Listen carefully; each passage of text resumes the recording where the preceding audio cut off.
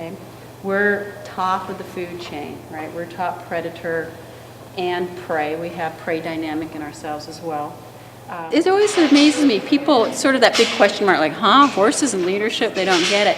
But very shortly, they see the metaphors and how it relates to them in their own leadership development. And that's why it's so fun to do, because really the horses are the facilitators. I'm sort of guiding a process, and the horses are the one that show up and give them the information they need to understand how to change what they're doing, to take a different action and get different feedback so that they can take yet a different action.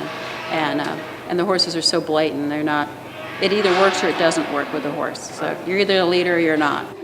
Good. What you're seeing going on behind us here is what we call our herd dynamics workshop, and it's an equine guided leadership education workshop where we bring students, and in this case these are students that are involved in the Turner Leadership Academy and the Explorations and Leadership Development programs. Make them more aware of their own leadership and how they show up with other people, and to become more aware of their own emotional intelligence, how they perceive themselves. And by working with the horses, it gives them some insight into how they work with other people. There's a lot of people that are wanting to use horses, that have good intentions, want to help people, but does it really make a difference? And that's what we're trying to document through understanding the impact of working with the horses on emotional intelligence, on leadership skills, and ongoing effectiveness in their work in school settings.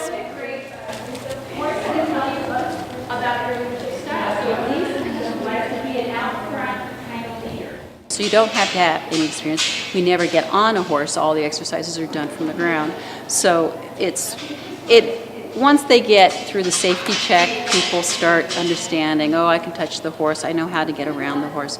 So you have to give them enough information so they feel confident to ask questions and then start trying things out. Leader, you do have to build that trust, because I feel like if the horse really didn't trust you, like, come on, it's okay, if they really weren't feeling it, they weren't going for it. So if you're like engaging them, like, come on, then they're more acceptable to follow. How different it is when you look at a horse compared to a person, because they don't hide things, and they pick up on like things that you don't even realize you're doing. Like I don't think in the beginning, like when she kept mouthing and you could tell that she was trying to like get rid of all the negative energy and everything, that some people probably didn't even realize. Like, I mean, I couldn't tell looking around that people were nervous, but like she could tell, and like she knew that, and it made her really uncomfortable, and it made.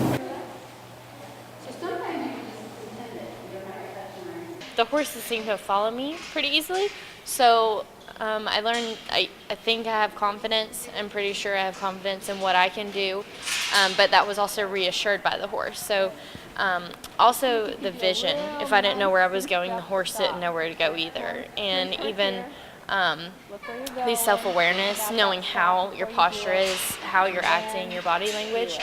So there is a lot that you learn about leadership that you can't learn, because the horses themselves exemplify it between each other.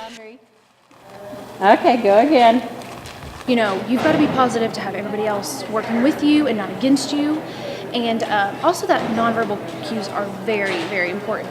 Like, we just had to move a horse from, facing the wall to, get into a box without saying a single word. So obviously nonverbal cues are important if you can get a giant horse to follow you just by having a good stance or, having a vibe, just a vibe about you. On the leadership side of things, it taught me a lot about visualizing the goal and attacking it that way, and how to be a leader in a group full of leaders is always a challenge. And it's kind of like the horses, you kind of have to do that picking and find your hierarchy.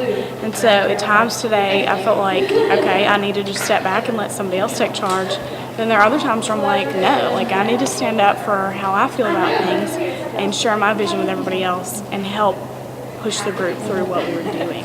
And I think the more we can do research in it, then that legitimizes it, and it allows organizations and companies and insurance agencies, when it comes to therapeutic aspects, the more we can prove that there are effects, learning effects, and the horses have something to do with that in a bigger, broader way. I think it'll get more legitimate and we'll see more people wanting this experience.